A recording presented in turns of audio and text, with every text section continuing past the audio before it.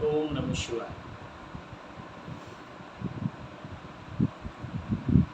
आज इस वीडियो के माध्यम से मैं आप सब मित्रों को एक सूचना देना चाहता हूँ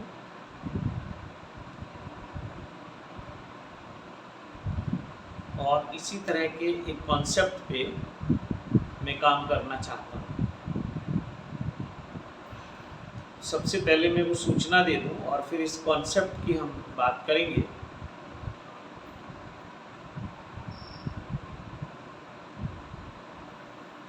तीन जून से 24 जून तक सक्रिय ध्यान शिविर का आयोजन कल्याण इंटरनेशनल स्कूल शाहपुर, और ये शाहपुर से मंसूरपुर रोड के ऊपर है। तो कल्याण इंटरनेशनल स्कूल में अभी छुट्टियों का समय है, तो हमने सक्रिय ध्यान शिविर का आयोजन किया है 3 जून से 24 जून तक। और ये सक्रिय ध्यान ओशो की ध्यान विधियों में से लिया गया है। यानी कि इस सक्रिय ध्यान का जो इजाद है, इसके जो आविष्कारक हैं, वो भगवान श्री रजनीश हैं, ओशो हैं। तो वहाँ से हमने लिया और ये ध्यान की बहुत सुंदरतम टेक्निक में से एक टेक्निक है। तो जो लोग इसमें आना चाहते हैं उनका स्वागत है। कोई 21 दिन के लिए आना चाहे उसका स्वागत है, और कोई 1 दिन के लिए आए, 2 दिन के लिए आए, 4 दिन के लिए आए, आपकी स्वतंत्रता है। और जो आसपास के लोग हैं वो एक सुबह सक्रिय ध्यान करके और चले जाएं, ऐसा मेरा निवेदन है।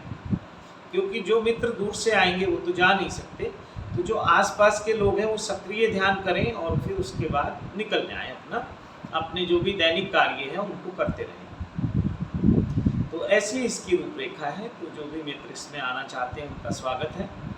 और जो दूर दूर रहते हैं वो 1 दिन के लिए भी आएँ, 2 दिन के लिए आएँ, 3 दिन के लिए आएँ, आ जाइए। इस समय मैक्सिमम समय में यहाँ रहूँगा, लेकिन बीच बीच में जो पहले से कुछ फिक्स प्रोग्राम है तो वो जाना पड़ेगा 1-2 दिन के लिए, नहीं तो मैं मैक्सिमम टाइम आपके साथ रहने वाला हूँ। पहले भी मैं बता चुका हूँ कि सुविधाओं के नाम पे अभी हमारे पास कुछ है नहीं, लेकिन हम एक सुंदर व्यवस्था बनाने का प्रयास शुरू कर रहे हैं कि कुछ साधक आएँ और अपनी सुख सुविधाओं के साथ, कम से कम इतनी सुख सुविधाएं हों कि जो आप अपने घर पे जितनी सुविधाएं अपने घर पे लेते हो इतनी कम से कम यहाँ हो जाए। तो ये जो जगह है, अभी एक दिन किसी वीडियो में ऐसी कुछ में भावुक हो गया था, तो शायद कल्याण इंटरनेशनल स्कूल को लेकर वीडियो थी। और अभी कुछ दिन पहले हमारे बाबूजी यानी कि मेरे पिताजी का स्वर्गवास हुआ, और उसके बाद मैं समझता हूँ कि अब पूर्ण रूप से ये जिम्मेदारी मेरे ऊपर आ गई इस स्कूल की। तो स्कूल के साथ बहुत सारी ज़मीन हमारे पास है, तो ऐसे भाव आया कि जब यहाँ रहना ही है तो कुछ कार्य यही करेंगे। अब दौड़ दौड़ के ऋषिकेश जाएं, दौड़ दौड़ के दिल्ली जाएं, यहाँ वहाँ सब जगह भागते रहें, और जो लोग परिचित होते हैं वो फिर हमारे पास आना चाहते हैं, मेरे साथ रहना चाहते हैं आप लोग। तो मैंने सोचा कि कहीं थोड़ा टिकना पड़ेगा, जो कि मेरा स्वभाव नहीं है। मैं हर 2-3 दिन के बाद मेरी स्थान बदल जाता है। तो फिर भी मैं प्रयास करूँगा, जब साधक मित्र होंगे तो उनके साथ रहेंगे,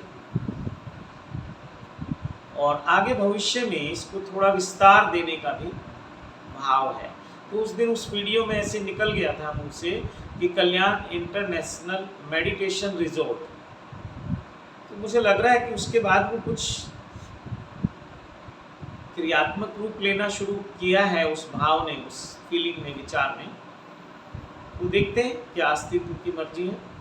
तो ये जो शिविर है 21 दिन का है, और किसी भी ध्यान को क्योंकि ओशो की ध्यान विधियों से लिया गया है। तो ओशो ने इसके बारे में कहा है कि किसी भी विधि को आप 21 दिन करके देखिए, अगर उससे कुछ रिजल्ट आपको मिलते हैं, कुछ चमत्कार मिलते हैं, तो फिर उस विधि को कुछ दिन करिए। फिर उन्होंने 3 महीने कहा। 3 महीने के बाद भी फिर उन्होंने कहा कि जो भाव जो था उनका, कि अपने गुरु से पूछिए, यानी जीवित गुरु आपको बताएगा कि आवश्यकता है या नहीं है। बहुत सारे मित्रों के साथ क्या हो रहा है, इसको ऐसे समझिए कि जैसे हम दूध को जमा देते हैं,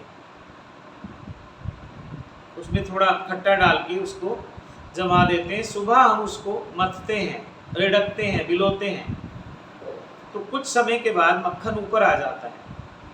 तो जो समझदार है, उसको रिड़कने वाला, बिलोने वाला, वो आपका गुरु है। जैसे ये विधि भी आपको वो रिड़कने वाला ही काम करेगी, सक्रिय ध्यान की। तो इसमें फिर आपको रुक जाना है। अब वो आपका मक्खन, आपकी ऊर्जा कितने देर में ऊर्ध्वगामी होती है, वो संत जानता है, जो आप जिसके सानिध्य में आप कर रहे हैं साधना। तो उसके बाद फिर 3 महीने के बाद भी कंटिन्यू रखना है या ड्रॉप करना है, फिर कोई और टेक्निक पे जाना है। मैं तो ये समझता हूँ कि बहुत सारी ध्यान की विधियाँ, 112 ध्यान की विधियाँ ओशो ने दे दी। 112 ध्यान की विधियाँ भगवान शिव देकर चले गए।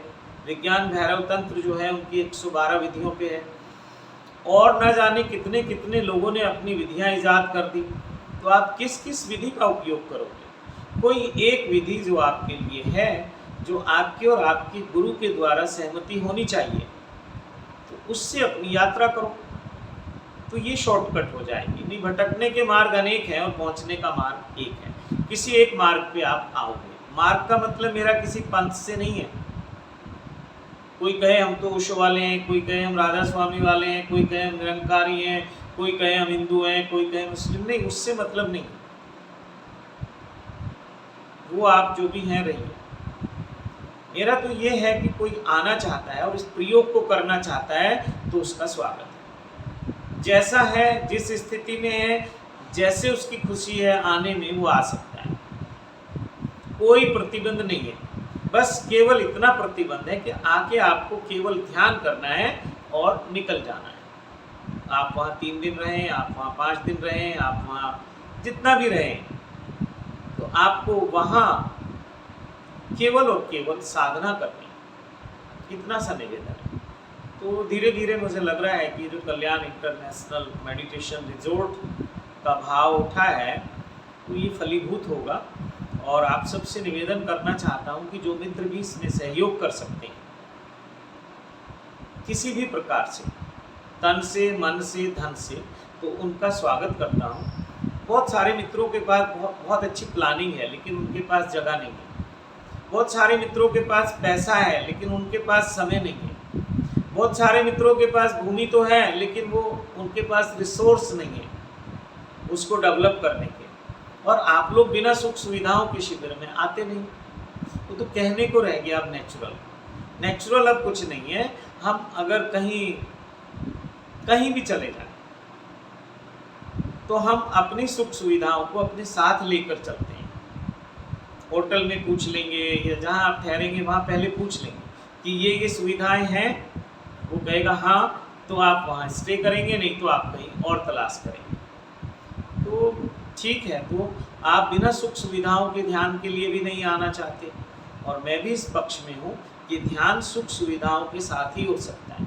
जब आपकी लाइफ बिल्कुल कंफर्ट हो जाए, जब कोई तनाव ना रहे, तो उस समय ध्यान बहुत स्पीड से आपका बढ़ता है। तो ऐसे लोग आए ध्यान में, तो सुंदर एक संयोग बनेगा। तो ठीक है, इसके बारे में भी आगे चर्चा करेंगे। कुछ हमारा ऐसा विचार है कि इसमें साधक कुटिया बनाई जाए, कॉटेज बनाई जाए, जैसे सप्तऋषियों के नाम पे बनाई जाए, या हमारे जो भगवान हैं उनके नाम पे बनाई जाए। कुछ इस तरह का वहाँ कॉन्सेप्ट रहे कि वो पूरा वैदिक, आध्यात्मिक और हमारी संस्कृति से जुड़ा हुआ है, हमारे संस्कारों से जुड़ा हुआ हो, और हम जितने दिन के लिए आएँ वहाँ केवल उसी चिंतन मनन के लिए आएँ।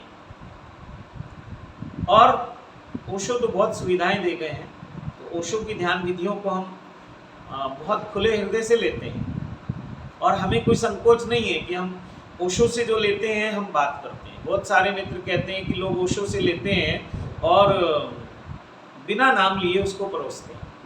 ये अभी उनकी समझ खुली नहीं है, उनकी समझ इतनी ही है।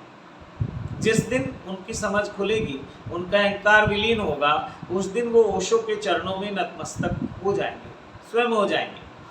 वो तो हमें वेट करना पड़ेगा, लेकिन हमारा तो सौभाग्य रहा कि हमने ओशो को जिया है, ओशो को पिया है, ओशो को सुना है, ओशो को पढ़ा है, ओशो के ध्यान के प्रयोगों से गुजरे हैं, ओशो के बहुत सारे मित्रों के साथ संपर्क में रहे हैं।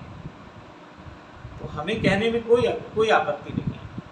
हम तो बहुत सारी परंपराओं में गए और वहाँ गए तो वहीं के हो गए कुछ दिन के लिए।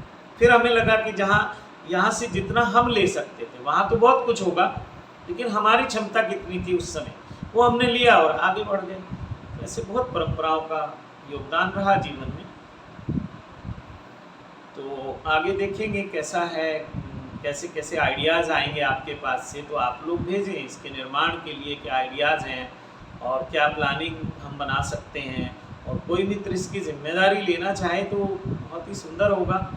मैं चाहता हूँ कि ईश्वर ऐसी अनुकंपा करे कि मुझे कोई तनाव ना हो और ये जो एक विचार भीतर जागृत हुआ है वो फलीभूत हो जाए। और ये क्षेत्र है मुजफ्फरनगर का क्षेत्र है। वैसे ये आध्यात्मिक रूप से उपजाऊ नहीं है, यहाँ कितने भी बीज डालोगे बहुत कम उसमें से अंकुरित होंगे। तो यहाँ माली की परीक्षा होती है। यहाँ लोग आते हुए घबराते हैं, साधु संत भी आते हुए घबराते हैं, बोले मुजफ्फरनगर ना भाई ना। और एक बार जो गलती से आ गया वो दोबारा नहीं आता, क्योंकि ये भूमि उपजाऊ नहीं है। ये गंगा यमुना और जो बीच में सरस्वती है ना, उसकी भूमि है। तो यहाँ हर व्यक्ति प्रबुद्ध है, हर व्यक्ति ज्ञानी है, हर व्यक्ति बिल्कुल निपुण है, कंप्लीट है। तो उसके अंदर ये फीलिंग है बहुत ज़बरदस्त। तो यहाँ काम बहुत करना पड़ेगा अगर इस लोकल क्षेत्र की बात करें, और रिजल्ट बहुत कम आएंगे। लेकिन बाहर के जब मित्र इसको एंजॉय करेंगे, इस भूमि को, ये ज्ञान की भूमि है, ये ध्यान की भूमि है, ये सप्तऋषियों की भूमि है, जो शुभ तीर्थ है, जो भागवत कथा की उद्गम स्थली है, यहाँ से चंद किलोमीटर की दूरी पे है। मैक्सिमम 1 आवर्स कार ड्राइव है, इजीली आप जा सकते हैं। वो स्थान है जो भागवत की उद्गम स्थली बना, शुभ तीर्थ उसका नाम है। सुखदेव मुनि ने जो राजा परीक्षित को कथा सुनाई थी, ये वो जगह है। इसको आनंद वन कहा गया है शास्त्रों में। तो यहाँ के लगभग सब लोग आनंदित हैं, कोई हाल मस्त, कोई माल मस्त। और समझ जाएंगे आप, ये सुन के देखिएगा कि सब अपनी मस्ती में मस्त हैं। यहाँ बहुत सुंदर स्थान है ये। तो आइए, आपका स्वागत है, इसका लाभ लीजिए और मिलते हैं फिर किसी और वीडियो में। तब तक के लिए आप सबको प्रणाम। ओम नमः शिवाय, ओम नमः शिवाय।